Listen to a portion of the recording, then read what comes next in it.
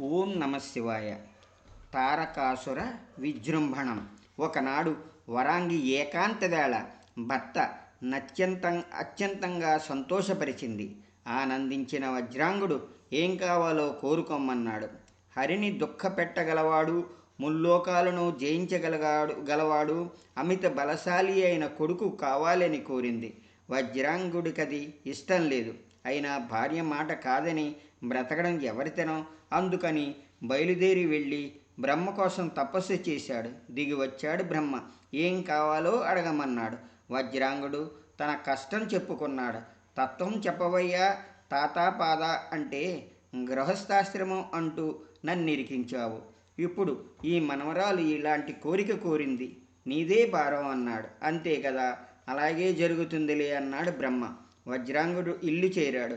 కొన్నాళ్ళకి వరాంగి కోరిక తీరా ఒక కుమారుణ్ణి ప్రసవించింది. వాడు పుట్టగానే అన్ని లోకాలు అల్లకల్లోలంగా ఏడ్చాయి. కశ్యపుడు వచ్చి వాడికి తారకుడు అను పేరు పెట్టాడు. తల్లి అయిన వరాంగి, నాయనమ్మ అయిన దీతి కలిసి రాక్షసత్వం అంతా రంగరించి వాడికి. వాడు గడి కట్టేసరికి సజ్జన దుఃఖ కారకుడైనాడు. తల్లి తాతమ్మల బోధనపై తామరశూలి గురించి తపస్సు చేశాడు. వాడి పట్టుదలకు లోకాలన్నీ అట్టుడికి పోయాయి. తరలి వచ్చాడు తామరపట్టి. వరం ఇస్తాను పట్టుమన్నాడు. వల్లమాలిన శక్తి కావాలి, విశ్వ విజేతను కావాలి. విష్ణువు చేతిలో చావకూడదు, అలాగని శివుడి చేతిలోనూ చావకూడదు. అసలు నీ దృష్టిలో దేనివల్ల నేను చావకూడదు? పరముడు, నిత్య తపస్వి, సతీవియోగి, పరమ విరాగి అయిన శివవీర్యం వల్ల ఎవడైనా పురుషుడు పుడితే వాడి శస్త్రం వల్ల తప్ప నాకు మరణం వండకూడదని కోరాడు.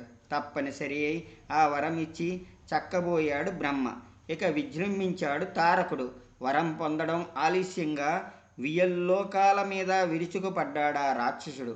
కుబేరుణ్ణి కొల్లగొట్టాడు, చంద్రుణ్ణి చావదన్నాడు, యముణ్ణి హడలగొట్టాడు, ఇంద్రుణ్ణి స్వర్గసభలోంచి ఈడ్చి యువతల పారేశాడు. దేవతలంతా బ్రహ్మను ఆశ్రయించారు. బ్రహ్మ వాళ్లతో సహా వెళ్ళి విష్ణువును ఆశ్రయించాడు. దేవతలు విష్ణువుతో కలిసి ఆలోచించుట. దేవతలు బ్రహ్మ చెప్పినదంతా విని విష్ణువు పెదవి విరిచేశాడు. వాడు నా హద్దులోని ప్రాణి కాదు, ఇది నా వల్ల అయ్యే పని కాదు అన్నాడు. శివవీర్య సంజాతుడు తప్ప తారకుడిని జయించేవాడు లేకుండా బ్రహ్మదేవుడే వరమిచ్చాడు. అందువల్ల ఈ గండం గడవాలంటే శివుడికి కొడుకు పుట్టే దారేదో ఆలోచించాలి మనం అని సలహా కూడా ఇచ్చాడు శ్రీహరి. అది ఎలా సాధ్యం? సతీదేవి యోగాగ్నిలో దగ్ధమైనప్పటి నుండి ఆయన తపోనిష్టలో ఉన్నాడు. ఇప్పుడు పెళ్లి చేద్దామన్నా ఎవరో ఒక అమ్మాయిని చేసుకునేవాడు కాదాయన. ఒకవేళ మన మొరవిని కట్టుకున్న ఆ పిల్ల శివతేజానికి తట్టుకోగలాలి కదా. ఇలా చర్చించుకుంటూ డీలా పడిపోసాగారు దేవతలు. విష్ణువు వాళ్ళకి ధైర్యం చెప్పాడు. మనమేం దిగులు పడనక్కర్లేదు. గతములో పితరుల కుమార్తె మేనక సనత్కుమారుడి శాపవశాన హిమవంతుడి భార్య అయింది కదా.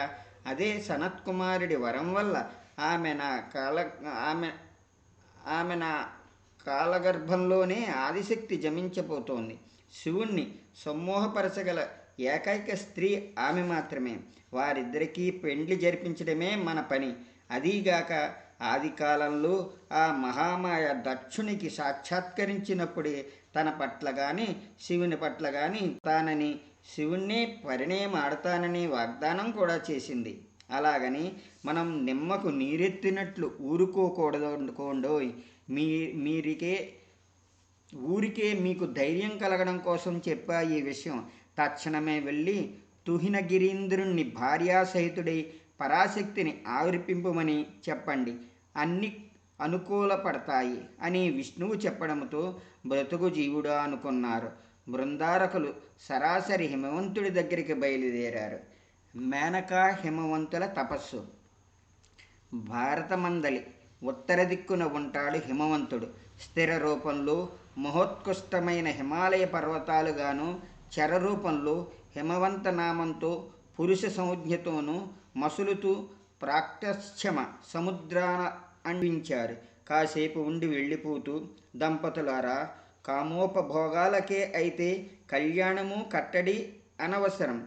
పెండ్లికి పరమార్థం ప్రజాపత్యమే కానీ మీకు పిల్లలు లేకపోవడం పెద్ద లోటుగా అనిపిస్తోంది. మా మాట విని మీరిద్దరూ ఆ పరాశక్తి గురించి తపస్సు చేయండి, తత్సంతానాన్ని పొందండి, మీ దాంపత్యాన్ని ధన్యం చేసుకోండి అని సలహా ఇచ్చి మరీ వెళ్ళారు సురలు. తమ నిస్సంతుతనాన్ని నిలింపులు ఎత్తి చూపడంతో నీరుగారిపోయారు నిహారిగిరి దంపతులు. తక్షణమే అక్కడి తాపసులతో సంప్రదించారు. తపో విధానం తర్ఫీదు పొందారు. సంతానాభిలాషులై ఆ సర్వేశ్వరి గురించి తపస్సుకు కూర్చున్నారు. అనన్యమైన భక్తి ప్రవృత్తులతో, అద్వితీయమైన ఏకాగ్రతతో ఆదిశక్తి గురించి అదే పనిగా తలపించారు వాళ్ళు.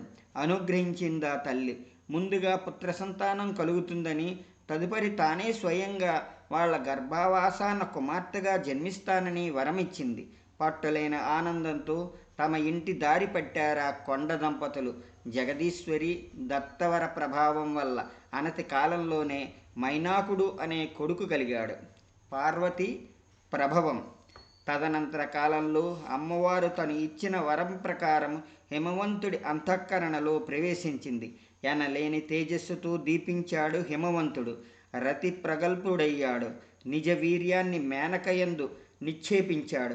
తన స్త్రీ స్వభావంతో దానిని ఆమె గుణించింది. తొలుతగా కృషించింది. నక్షత్రకాంతి మాత్ర విరాజితమైన అమావాస్యలా తయారైంది. మరికొన్నాళ్లకు ఆమె తేజస్సు ప్రవర్తమానం కాసాగింది. ఆమె ముఖం నుండి మట్టువాసన రాసాగింది. ఏమీ కోరలేదామె. అందువల్ల ఆమె చెలికెత్తెల ద్వారా ఆమె రహోవాంఛలను పసిగట్టి ఆయా వస్తువులు తెచ్చి ఇస్తుండేవాడు. సీమాంతాది సంస్కారాలన్నీ విధి విహితంగా చేయించాడు. కులాచారాలు, కాలాచారాలు, దేశాచారాలు అన్నీ పాటించాడు. ఎవరేం చెబితే అది చేశాడు. ప్రసవ గృహం చేరింది. పర్వతపత్ని దేవి ప్రాదుర్భావజ్ఞానులైన దేవతలంతా పురిటిగంతు ముందరే దేభిరిస్తూ నిలబడ్డారు. హిమవంతుడు ఆత్రంతోటి ఆనందంతో తలమునకలైపోతున్నాడు. ప్రసవ సమయాన్ని లెక్కలగట్టి దేవతలు అమ్మవారిని స్తోత్రం చేశారు. నక్షత్రాలు, రాసులు, గ్రహాలు, సమస్త బేచరాలు ప్రసన్నమై ఉన్నాయి. ఆకాశం ప్రకాశించసాగింది. గిరి, గహన, గ్రామ, సాగరాలంకృతమైన భూమి మంగళమయంగా విరాజిల్లుతోంది. నదులు, చెరువులు, కడబావులు అనే తేడా లేకుండా నీళ్లున్న ప్రతి చోట కలువలు వికసించి ఉన్నాయి. గాలి సుఖం కలిగిస్తుండగా మంచి వాళ్ళ మనసులు గొప్ప సంతృష్టుల్లో నిండి ఉన్నాయి. దుర్మార్గులకేమిటో దుగ్ధగా ఉంది. ఆ కారణంగానే వాళ్ళు అస్థిమిత పడిపోతున్నారు. అది వసంత ఋతువు. తపస్సులో ఉన్న తారకక్షుడికి కుడికన్నదిరింది. అది చైత్రమాసం. తపస్సులో ఉన్న శివుడికి కుడిభుజం అదిరింది. అది శుక్లపక్షం, నవమి తిథి. మృగశిర నక్షత్రయుక్తమైన లగ్నంలో అర్ధరాత్రి వేళ అవతరించింది అతిలోక సుందరి. మహాతపస్సులో ఉన్న మురుడు నిలువెల్లా పులకించిపోయాడు. రోమాంచితుడయ్యాడు. 1,00,000 10,00,000 పున్నమి వెన్నెలను మించిన దరహాసంతో ఆయన అధరాలు మిథురాలయ్యాయి. అంతలోనే యథాస్థితిలో తపోగ్నుడైపోయాడాయన. అమ్మవారు పుట్టగానే మేఘాలు ఆనందంతో పురిమాయి. దేవదుందువులు మ్రోగాయి. పుష్పవృష్టి కురిసింది. గంధర్వులు తమ ప్రజ్ఞనంతా ఉపయోగించి పాడసాగారు. అచ్చర కన్నెలు, విద్యాధర స్త్రీలు ఆ పాటలకు అనుగుణంగా అద్భుతమైన నాట్యం చేశారు. తల్లికి బిడ్డ పుడితేనే ఆనందం పట్టలేము. అలాంటిది బిడ్డకి తల్లి పుడితే నాకేమీ అర్థం కావటం లేదు. కానీ ఏదో ఆనందం, గొప్ప ఆనందం, ధైర్యము. దేవతలంతా మళ్ళా ఓసారి వచ్చారు. అమ్మవారిని స్తోత్రం చేశారు. కనుపాప రంగులో ఉందామె. నల్ల కలువ పువ్వు కాంతిలో మిలమిలలాడిపోతూ శ్యామల వర్ణంతో అలరారుతున్న ఆ తల్లి సదా సర్వదా నన్ను రక్షించుగాక, నన్ను ఉద్ధరించుగాక. శైశవ క్రీడ. అఖిలాండ నాయకియే కావచ్చు. బాలికగా ఉన్నప్పుడు ఆ లీలల్ని ప్రదర్శించడమే ధర్మం. ధర్మ వ్యతిరిక్త వ్యక్తి కాదు ఆ తల్లి. అందువల్ల ఆ లీలలు ప్రదర్శించసాగింది. సాధారణ బాలిక వలె రోధించింది రుద్రాణి. జాతక కర్మాదులు నిర్వహించబడ్డాయి. కాళీ అని నామకరణం చేయించారు.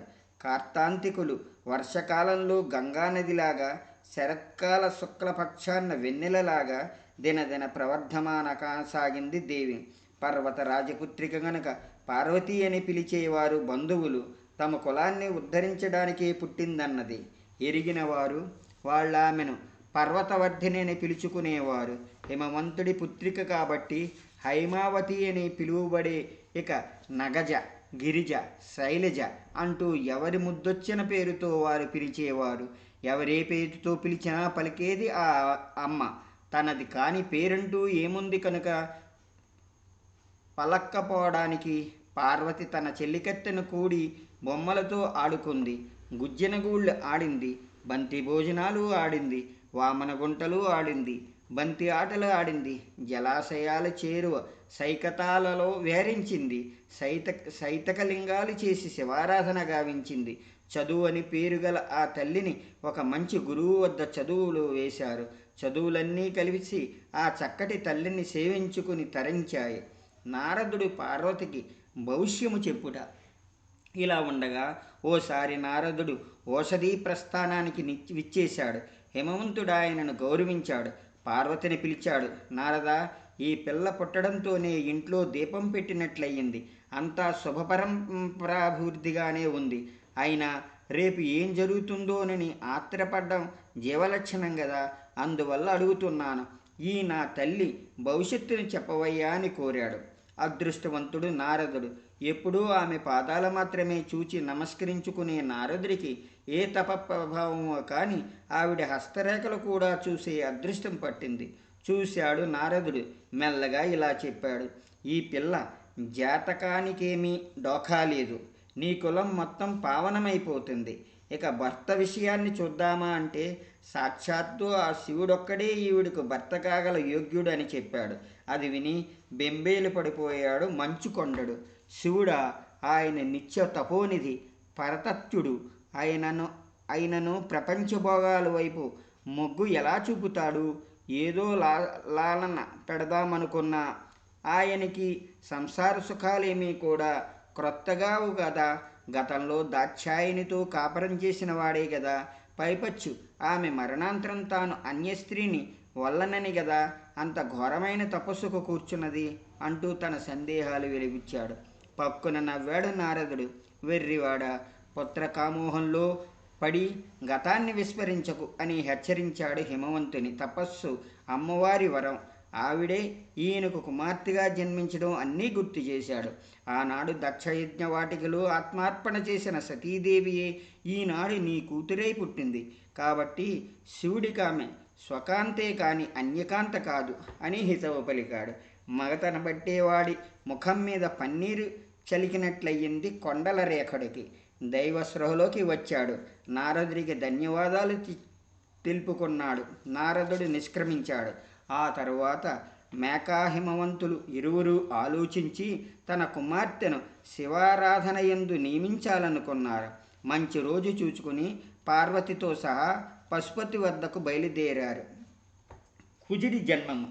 సతీవ్యరాహకులైన ఈశ్వరుడు దక్షోద్ధరణాదులు గావించిన అనంతరం కైలాసం చేరి కొన్నాళ్ళు విరహం అభినయించి అనంతరం తన ఆత్మానంద ధ్యానంలో మునిగిపోయాడు.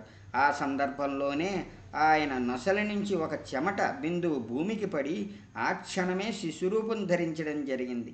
ఆ బిడ్డ 4 చేతులు, ఎర్రటి కాంతి, ఆకర్షణీయము, ఆనందదాయకము అయిన రూపంతో అలరాడాడు.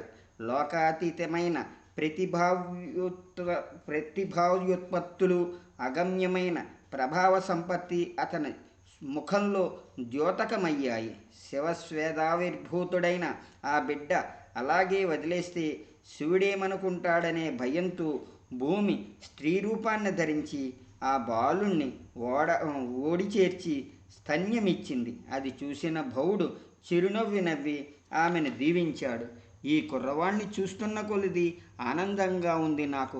నువ్వే తీసుకుని వెళ్ళి పెంచుకో, నీ పేరుతోనే వృద్ధి చెందుతాడు. ఆధ్యాత్మిక, ఆది భౌతిక, ఆది దైవిక తాపత్రయాలేమీ లేకుండా అఖండమైన పేరు ప్రతిష్టలు ఆర్జిస్తాడులే అని చెప్పాడు. భూమి ఆ బిడ్డను తనతో తీసుకువెళ్ళింది. ఆ బాలుడు భౌముడనే పేరుతో పెరిగాడు. అనంతరం కాశీక్షేత్రం చేరి విశ్వేశ్వరార్చన చేసి శివునికై తపించాడు. శివుడు అనుగ్రహించి శుక్రలోకానికి పైనున్న దివ్యలోకంలో ఉండమని, నవగ్రహాలలో ఒకడు కమ్మని వరం ఇచ్చాడు. ఆ వర ప్రభావంతోనే భౌముడు అంగారకుడు, మంగళుడు అనే పేర్లతో నవగ్రహాలలో ఒకడయ్యాడు. నిత్య కుమారతత్వం పొందాడు. ఇది కుజావిర్భావ గాథ.